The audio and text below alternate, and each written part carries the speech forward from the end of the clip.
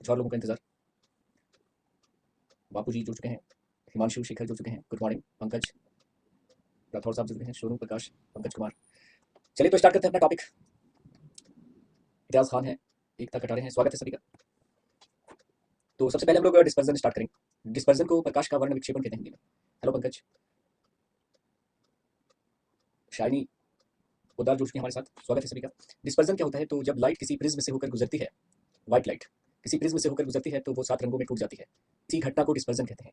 तो लिखा है कि the splitting of light into its constituent colors when passes through a glass prism is known as a dispersion of light। जब श्वेत प्रकाश किसी प्रिज्म से गुजरता है तो वो 7 रंगों में टूट जाता है। इसी को हम कहते हैं वर्ण विक्षेपण, और इसकी खोज करने वाले थे न्यूटन साहब। इस घटना से क्या कंक्लूजन ड्रॉ कर सकते हैं आप, क्या निष्कर्ष निकाल सकते हैं? इस घटना से ये निष्कर्ष निकलता है कि white light is a mixture of 7 colours. श्वेत प्रकाश 7 रंगों का मिश्रण होता है। श्वेत प्रकाश 7 रंगों का मिश्रण होता है। दूसरा क्वेश्चन होता है कि ये इसका कारण क्या होता है? What is the cause of dispersion of light? तो उसका कॉज है कि angle of refraction of lights off different colours is different. जब श्वेत प्रकाश गुजरती है प्रिज्म से तो श्वेत प्रकाश 7 रंगों का मिश्रण होती है। हर रंग का जो एंगल ऑफ रिफ्रैक्शन है वो अलग अलग है। तो जाहिर सी बात है कि वो जब प्रिज्म से होकर गुजरेगा तो अलग हो जाएगा। तो चूंकि भिन्न भिन्न रंगों का अपवर्तन कोण भिन्न होता है, जिसके कारण ये प्रिज्म से होकर गुजरने पर टूट जाता है। तो इस पॉइंट को याद रखेंगे।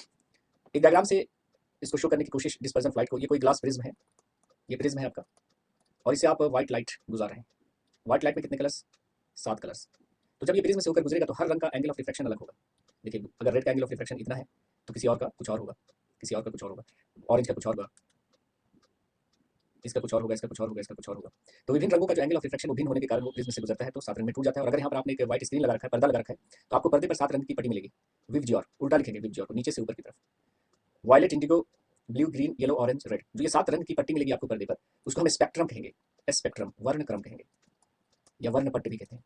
तो स्पेक्ट्रम क्या है, वर्ण क्रम क्या है? The band of 7 colours obtained on a white screen is known as a spectrum. पर्दे पर प्राप्त 7 रंगों का जो समूह है उसको वर्ण क्रम कहेंगे, जिसमें से वायलेट रंग बॉटम में होगा और रेड कलर टॉप में होगा। तो 2 एमसीक्यूज और बनते हैं यहाँ से कि किस रंग का विक्षेपण सबसे अधिक होता है एंड किस रंग का विक्षेपण सबसे कम होता है। Which colour of light suffers maximum deviation and which color of light suffers minimum deviation. So which color is deviated least and which color is deviated most? तो deviation of देख रहे हैं आप, ये रेड कलर है। अगर ये prism नहीं होता तो लाइट ऐसे गुजर जाती। This is the path of incident ray. इस रे के रिस्पेक्ट में रेड कलर इतना मुड़ा है और वायलेट कलर इतना मुड़ा है। तो किस रंग का विक्षेपण सबसे कम हुआ? तो वायलेट का विक्षेपण क्या होता है? सबसे अधिक होता है। तो बैगनी रंग का विक्षेपण सबसे अधिक होता है। तो सबसे अधिक विक्षेपण किसका हुआ है? बैगनी का। और लाल रंग का विक्षेपण सबसे कम होता है। देखिए, लाल रंग कम मुड़ी है, इस रे के मुताबिक लाल रंग कम मुड़ी है और वायलेट सबसे ज्यादा मुड़ी है। तो लाल रंग का विक्षेपण सबसे कम होता है। तो पर्दे पर प्राप्त 7 रंग की जो पट्टी है उसको हम स्पेक्ट्रम कहेंगे। रिकॉम्बिनेशन स्पेक्ट्रम करते हैं। जैसे क्वेश्चन हो कि आपके पास 2 आइडेंटिकल ग्लास प्रिज्म हो और दोनों को एक दूसरे से उलट कर रख दिया जाए। जैसे पहला प्रिज्म है पी क्यू आर, दूसरा प्रिज्म है P dash Q dash R, एक दूसरे के रिवर्स में रखा हुआ है। तो दूसरे प्रिज्म से होकर जो लाइट निकलेगी वो किस कलर की होगी? तो देखिए, पहले प्रिज्म से लाइट गुजरेगी तो पहला प्रिज्म इसको 7 रंगों में तोड़ देगा। तो यहाँ पे डिस्पर्जन हो रहा है, विक्षेपण हो रहा है। पहले प्रिज्म से विक्षेपण हो रहा है। दूसरा प्रिज्म चूंकि इसके रिवर्स रखा हुआ है तो ये फिर 7 रंगों को जोड़कर फिर से व्हाइट बना देगा। तो दूसरे प्रिज्म से जो लाइट निकलेगी वो व्हाइट कलर की होगी। तो 2 आइडेंटिकल प्रिज्म को अगर आप साइड डाउन पोजीशन में रख दें तो दूसरे प्रिज्म से जो लाइट निकलेगी वो भी व्हाइट कलर की होगी। क्वेश्चन होता है कि which of the following instrument is used to study of dispersion of light?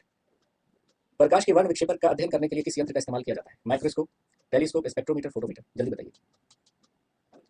Adita Saumya भी जुड़ चुके हैं, संदीप गुप्ता भी आ चुके हैं, विनय सोनी है, संदीप गुप्ता, राधे कृष्ण भाई, and good morning to all of you एक बार फिर से। तो which one of the following instrument is used to study dispersion of light? प्रकाश के वर्ण विक्षेपण का अध्ययन करने के लिए किस इंस्ट्रूमेंट का यूज किया जाता है? माइक्रोस्कोप, सूक्ष्मदर्शी, टेलीस्कोप, दूरदर्शी, स्पेक्ट्रोमीटर, फोटोमीटर? टेल मी, जल्दी बताएं। तो सही जो उत्तर है वो होगा स्पेक्ट्रोमीटर। स्पेक्ट्रोमीटर से हम प्रकाश के वर्ण विक्षेपण का अध्ययन करते हैं। So C will be the right option. Now अब हम देखेंगे इंद्रधनुष यानी रेनबो। रेनबो की अगर बात करें तो rainbow is a natural spectrum.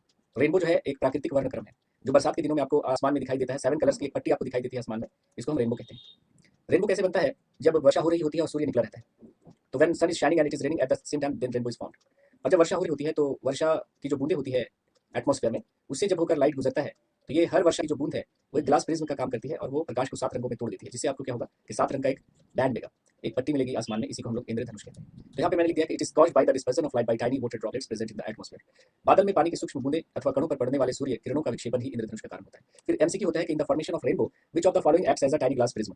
इंद्रधनुष के निर्माण में प्रिज्म का कार्य कौन करता है? तो उत्तर होगा कि tiny water droplets suspended in the atmosphere acts as the tiny glass prism. मतलब वायुमंडल में जो वर्षा की सूक्ष्म बूंदें हैं वो प्रिज्म के जैसा, प्रिज्म की भांति कार्य करती हैं, और जब प्रकाश उनसे होकर गुजरता है then these water droplets split the light into 7 colors, and we have a band of or arc of 7 colors in the sky, which is known as rainbow. Now, please remember one more thing, that is rainbow is formed when sun is shining and it is raining at the same time.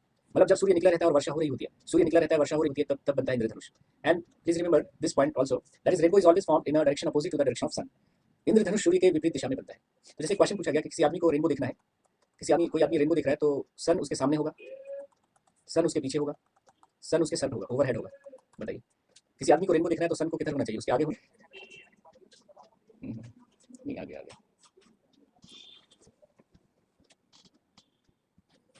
Hello, clear है? चलिए, थोड़ा सा technical issue आ गया था बीच में, तो फिर से वहीं से हम लोग शुरुआत करते हैं.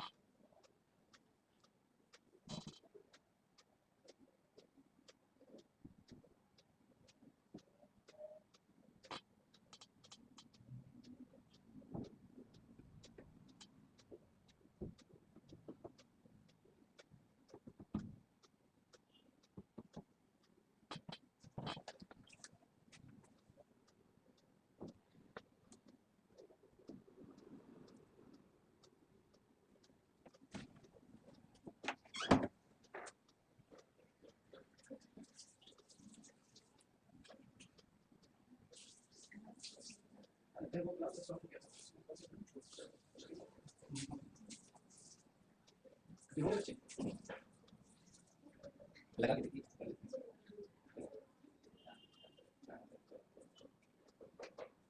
नहीं, ये तो नहीं करता, मुझे लगता है 2-3 में लिख रखी होगी. देखिए, कैसे बता दीजिए. हाँ, तब देखिए.